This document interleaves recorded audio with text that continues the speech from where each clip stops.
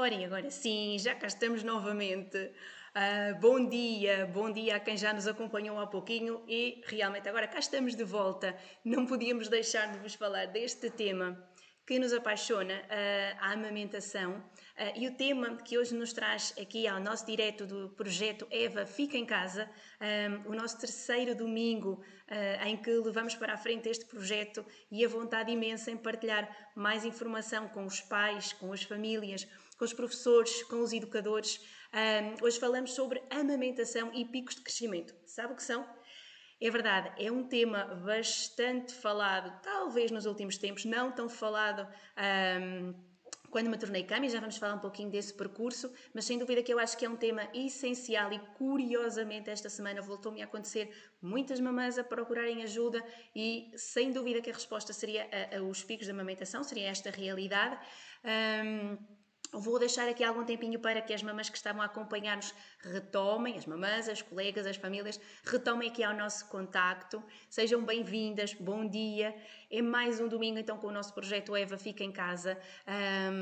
Para quem nos acompanha hoje pela primeira vez, estamos com uma sequência de diretos todos os domingos às 10 da manhã, com temas que interessam a muitos dos pais educadores, às famílias. Portanto, se começarmos aqui da melhor maneira a falar de comunicação, fala e linguagem, na semana passada tivemos a nossa querida Tânia Dias, que nos falou de Baby Signs, uma paixão que nos persegue às duas.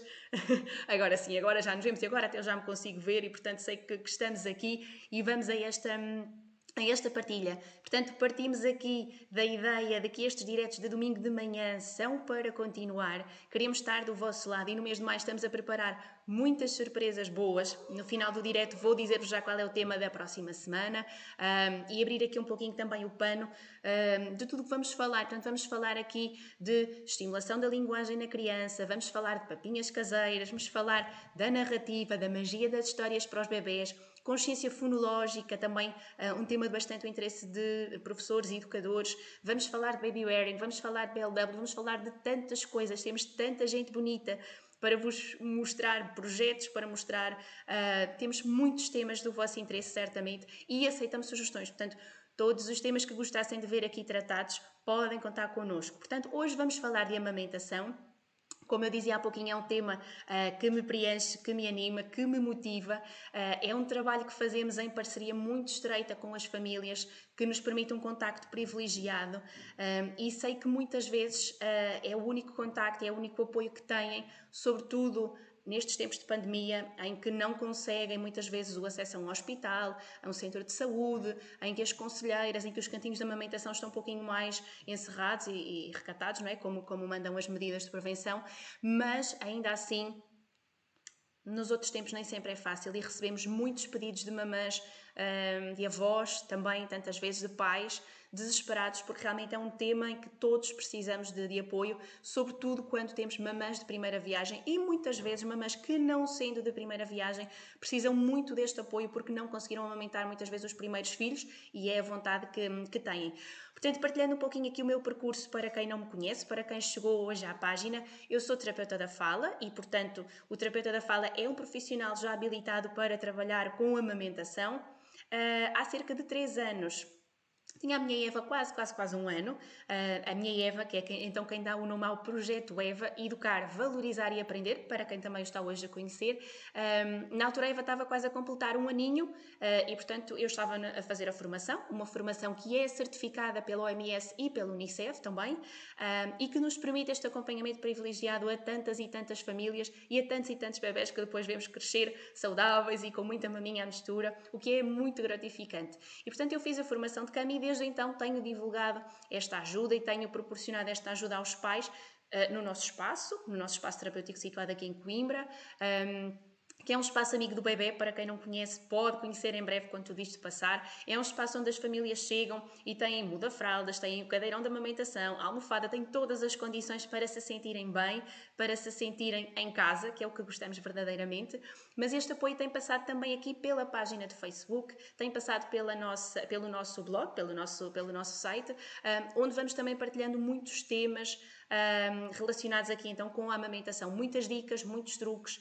Estamos também associadas a vários grupos onde vamos fazendo este apoio, ou seja, tentamos estar onde as mamães mais nos procuram, e aproveito para divulgar junto de quem não conhece o grupo de Facebook Amamentar Sem Barreiras, que dinamizo aqui com a Rosa Gonçalves, uma querida amiga que conheci também no curso de CAM.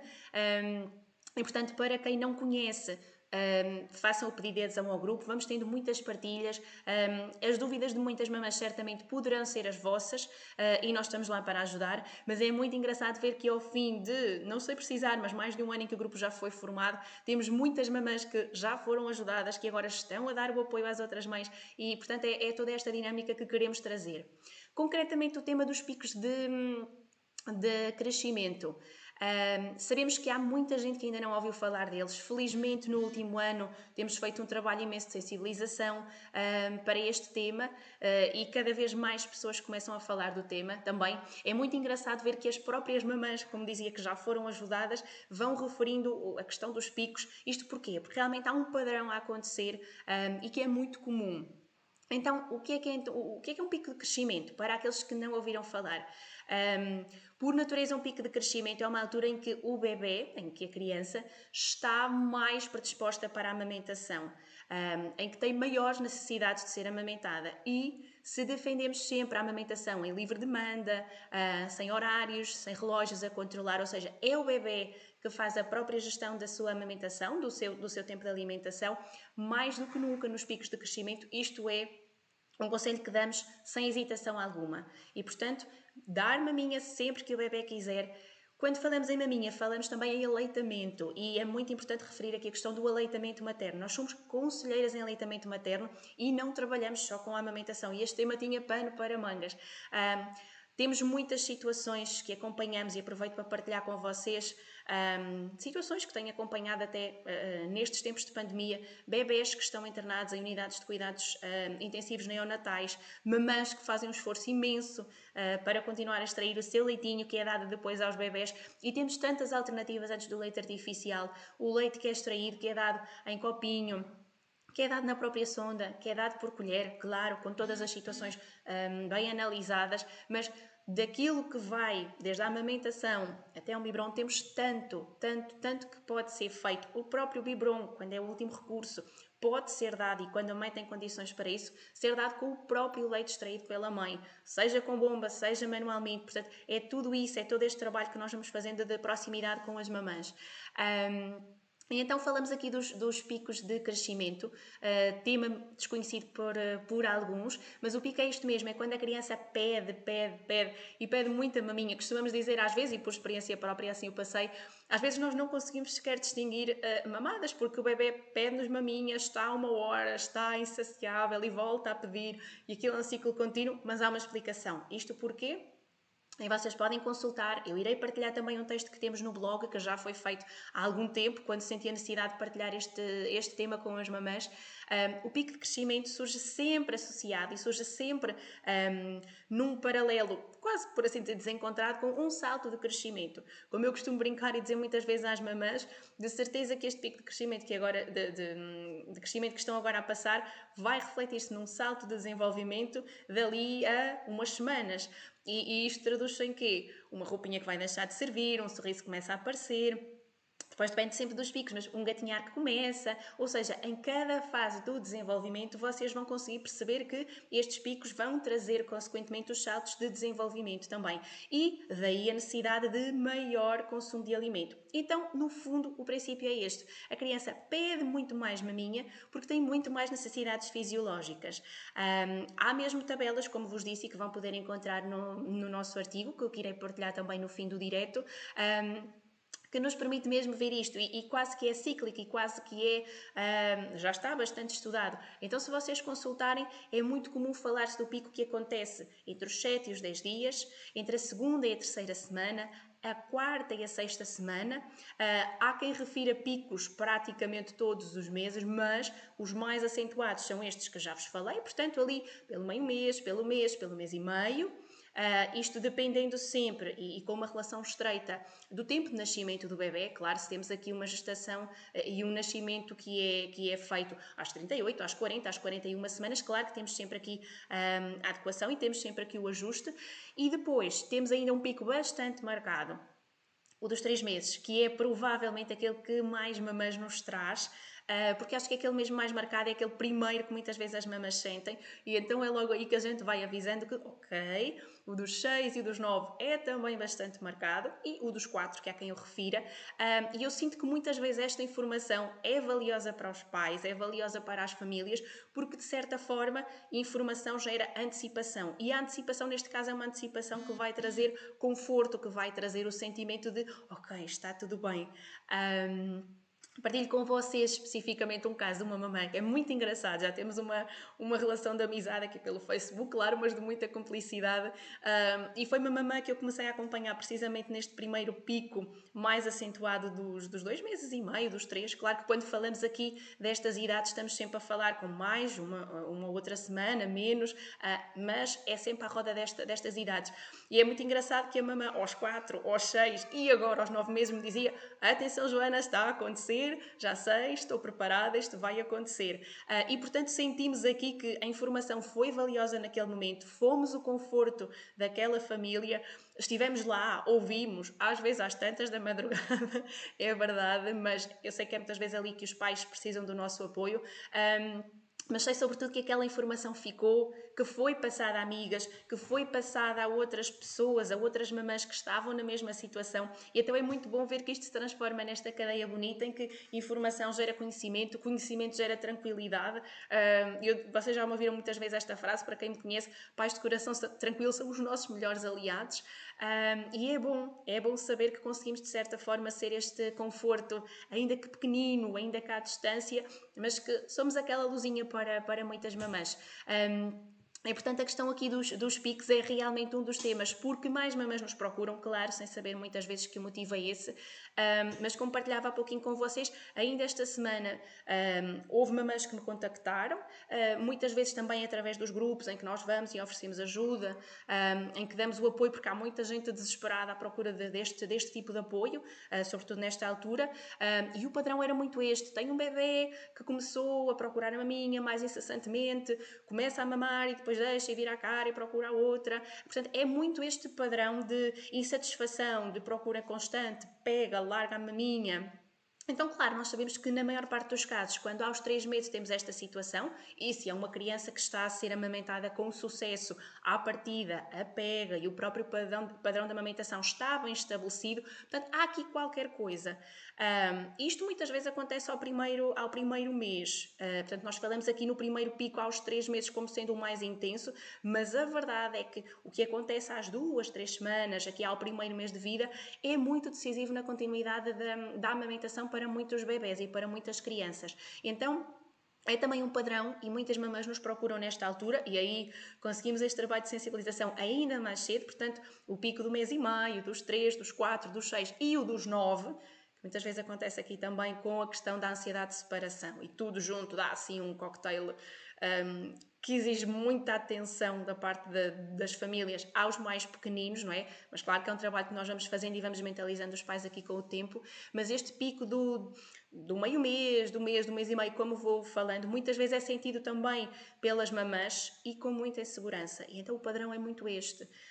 Procuram-nos porque o meu bebê mamava muito bem, de repente começou a ficar ansioso, eu sinto a minha maminha mais vazia, o peito está mais mole, eu acho que estou a ficar sem leite, eu acho que estou a perder o leite. E, portanto, são todos estes medos que já existem, porque temos mamãs de primeira viagem, porque temos famílias que nunca contactaram tão de perto com o recém-nascido, que levam a toda esta insegurança.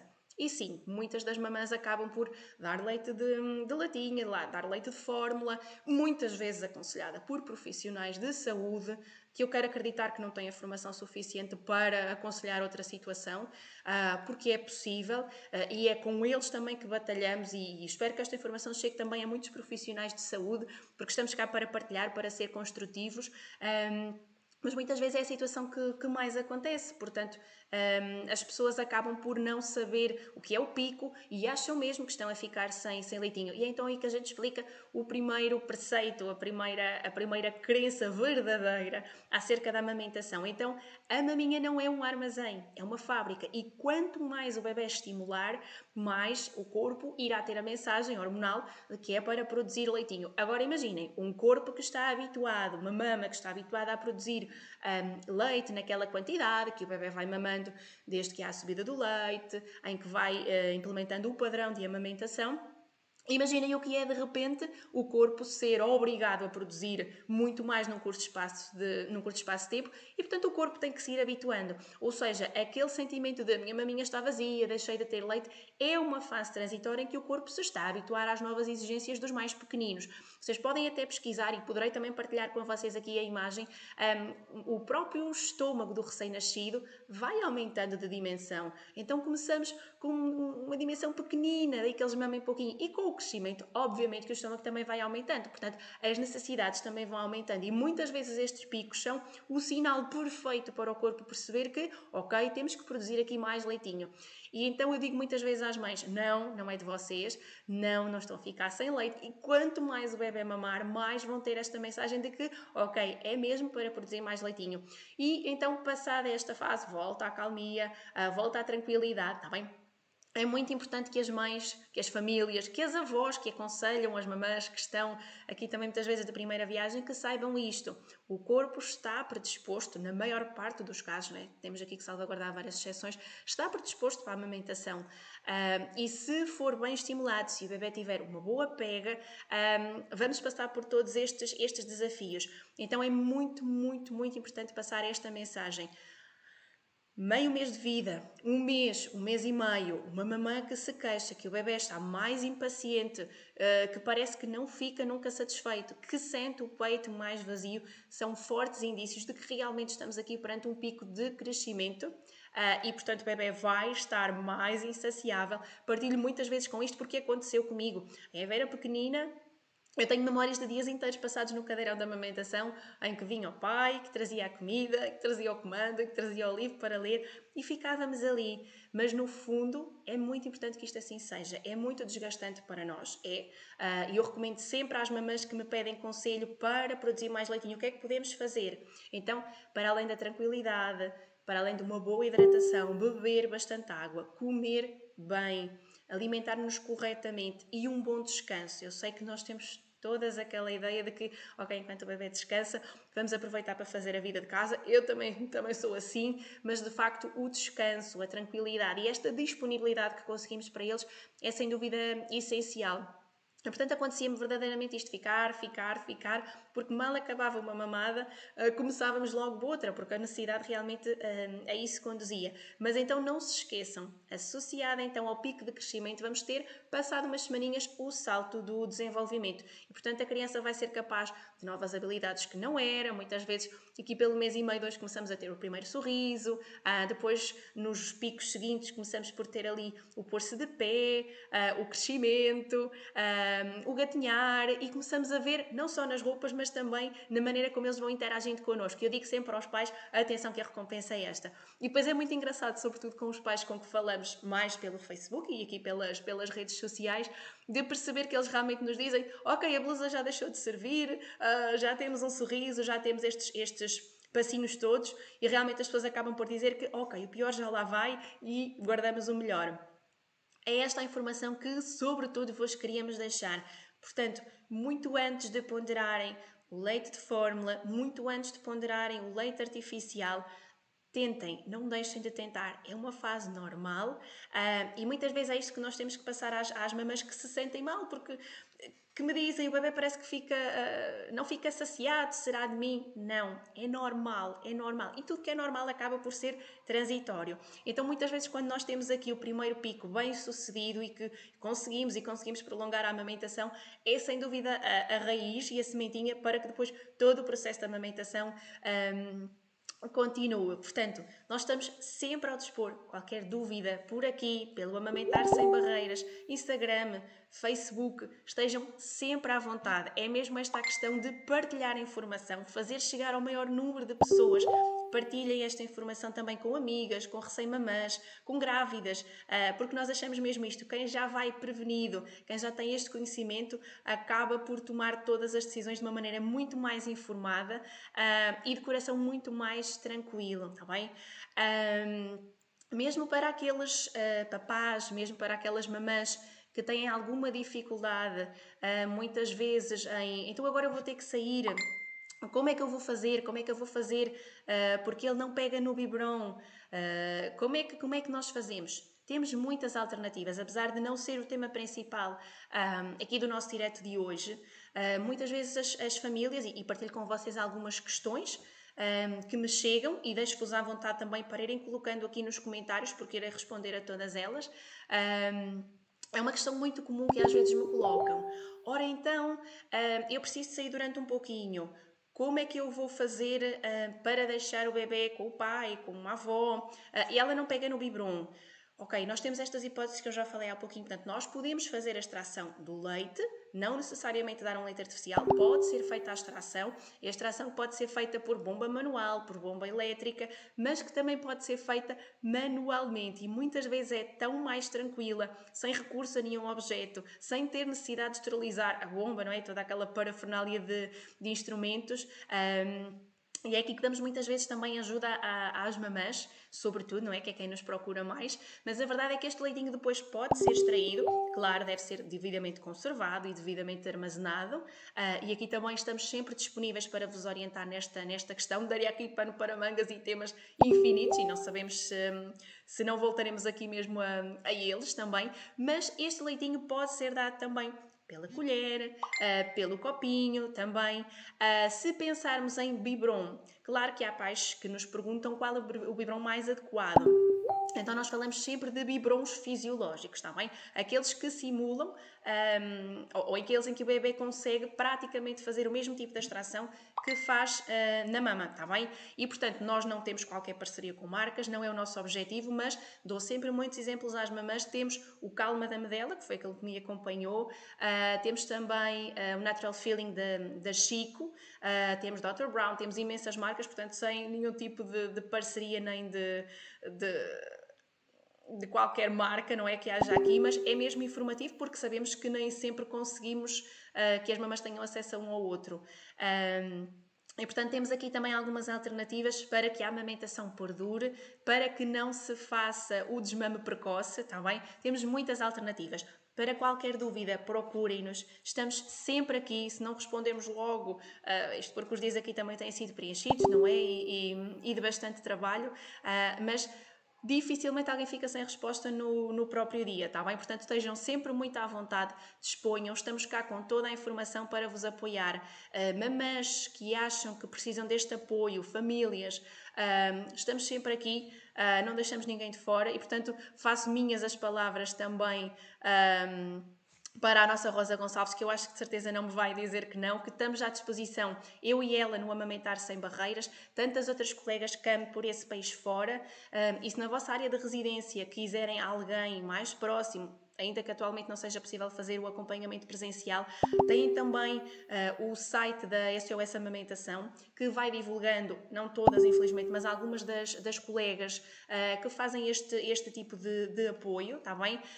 Da nossa parte, pelo menos no distrito de Coimbra, temos também uma rede de colegas que se vão movimentando por aqui, mas estamos sempre do vosso lado para todas as informações. Portanto, espalhem esta missão e esta informação.